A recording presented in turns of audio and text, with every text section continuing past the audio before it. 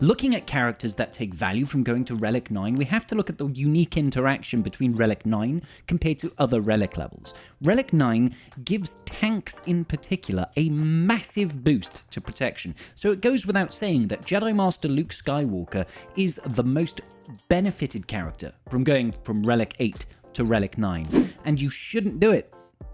Don't do it, guys. Realistically speaking, it's great and everything. It really is. But as a free-to-play player, you don't need JML to be Relic 9. Yes, it makes him do stuff that he wouldn't otherwise do, but realistically speaking, Relic 9 is so hard to get that you should be investing the Relic 9s in the things that give you real tangible benefits in the game, okay? So forget JML. Don't worry about him Relic 9 anytime soon. Not until you've got these few key characters out of the way. This one goes out to all those free-to-play players out there. I was once a very free-to-play player. I played for 4 years at the top of my game. I was in Kyber 1 the whole time, baby. Top of the squad arena, top of the fleet arena, without spending money, and then I got corrupted by the dark side of whaling. But this guide goes out to all those wonderful free-to-play players that are asking, what should be my first 10 R9 characters? And let's be clear, guys. 10 R9 characters will take a long-ass time. It is not an easy feat getting a character to Relic 9, so it's very important that we make those investments sensibly, correctly, and with the best intentions. Let's break this down. The first one that I'm going to recommend is, of course, going to be the tried and trusted Admiral Raddus. Now, this should go without saying, guys, Admiral Raddus has to be one of the very first R9s in your account, and that is because he does unlock the Profundity. And if I have to explain to you why it's important to unlock the Profundity, we're going to be here for a very long time. The Profundity is a fantastic meta ship. It is not the Leviathan, obviously, but it can do so much within the fleet environment. This bad boy will help you climb to the top of Fleet Arena unless you're getting stalled out by certain Leviathans, unless you're getting stalled out by other better modded or better invested profundities and stuff like that. In GAC, in Territory Wars, this fleet can actually just underman a bunch of fleets, only needing 3 ships to take out other stuff like Executors. They can, and basically any other fleet it will walk through. If you do not have the Profundity and you are not at the top of your Shard Arena, you need to be getting characters like this, okay? So number 1 for me is definitely Adrad, just because he's the easiest way to get yourself a very, very powerful meta capital ship, which will feed into crystals into your roster to let you progress quicker. Now, the next 2 are going to be a choice. It doesn't matter which order you do them in, and I'm sure you're going to understand where I'm going to go with this, because it's in the exact same vein. We're going to go and take a trip over to the Sith Empire next. Darth Revan. He is not a good character to Relic 9, but you're going to do it anyway, because you need to for the Leviathan unlock. The exact same way we were talking about Profundity, Leviathan is the meta capital ship right now. We don't know when the next one's coming along. It should have already been here, technically speaking, but we're probably pushing it out to next year. With that in mind, the Leviathan is the number 1 top dog for Christmas when it comes to fleet meta. It's better than the Profundity, it's better than the Executor, and those 2 ships are better than any other fleet in the game. Leviathan, my good sirs, is the cream of the crop. So you need to have a Relic 9 Darth Revan, even if it is just not someone I would Relic 9 at all.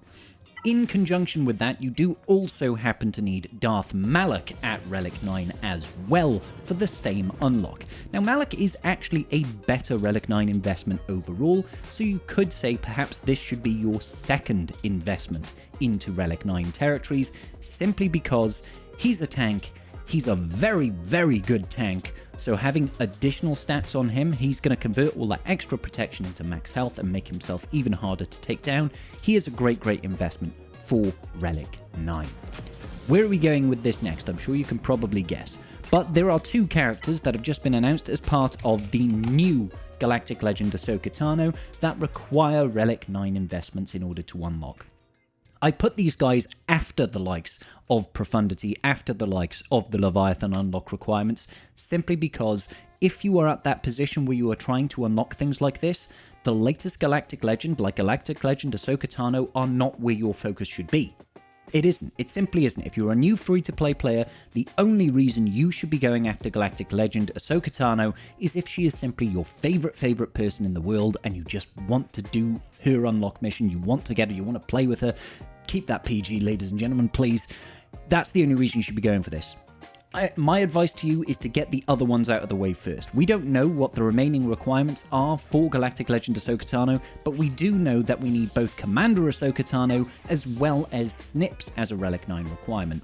Now, I would not be surprised in the slightest if Ahsoka Tano Fulcrum over here is also going to be a Relic 9 requirement as part of the third set of requirements. I can do a whole video on that if you want me to. If you want my impressions of what we're going to have for set 3 and set 4 of the Galactic Legend Ahsoka Tano unlock, please leave a comment down below and I will make a video on that and I'll push it out tomorrow because I've got some pretty good ideas about where we're heading with this. So in my opinion, getting those 2 Ahsokas to Relic 9 should be more important than anything else, simply because it is a requirement for a Galactic Legend, and Galactic Legends, they just transform rosters in general. Now, the benefit from Galactic Legends, I will admit, does tend to taper off the more Galactic Legends you unlock. You get gradually worse and worse return on investment from them, but it is still a necessity as far as I'm concerned if you want to try and operate at the highest level and you want to try and get the most out of your roster in general. Now, the next ones are of course going to be something outside of the wet realm of Galactic Legends and fleet unlocks, because we simply don't know what they're going to be in the future. These 2, though, are very, very valuable. So number 6 and number 7 are going to be interchangeable. It is, of course, the brand new Padawan Obi-Wan, and of course it's going to be Master Qui-Gon Jinn. These are 2 relatively new marquees. They are both free-to-play farmable at this point, and the reason it's so valuable to get these guys to Relic 9 is that they have their own assault battle, which has got a Relic 9 tier behind it. In that Relic 9 tier, you can earn either 5 shards of Girder keypads, 5 Girder keypads, or 5, I want to say it's droid brains.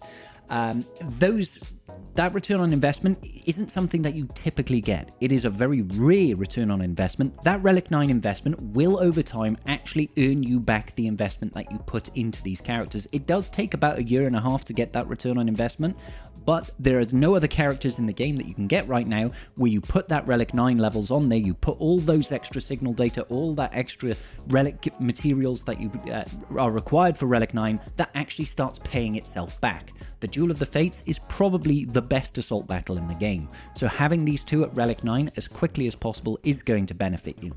Now, there is also another ancillary benefit if you do this quickly, in that we are currently in the Battle for Naboo raid, and these guys, alongside Queen Amidala, can max score that raid as a 3-man team.